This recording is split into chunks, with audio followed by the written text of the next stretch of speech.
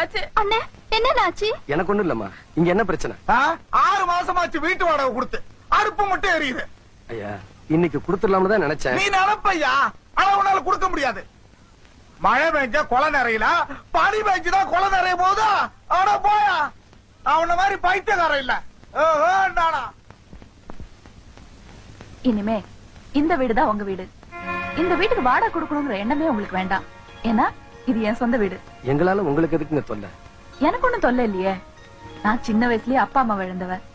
எனக்கு இருக்கிறதெல்லாம் ஒரு வக்கீல் சித்தப்பா, அவரும் திருச்சியில இருக்காரு. நீங்க எல்லாம் இங்க இருந்தா எனக்கு ஒரு தொட மாதிரி இருக்கும். We will never forget this help. என்னமோ அப்படி பாக்குறீங்க? என் பொண்ணு இங்கிலீஷ் பேசுறாளேனா, கஞ்சிக்கு கஷ்டப்பட்டாலும் என் புள்ள அவளை காலேஜ் வரைக்கும் படிக்க வச்சிருக்காமா.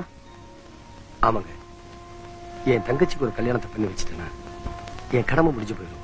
உங்க கடமை முடிஞ்சிட்டா போதுமா? உங்க அம்மாவுக்கு ஒரு கடமை இருக்கே, அது முடிய வேண்டாமா? ஒரு ஊசி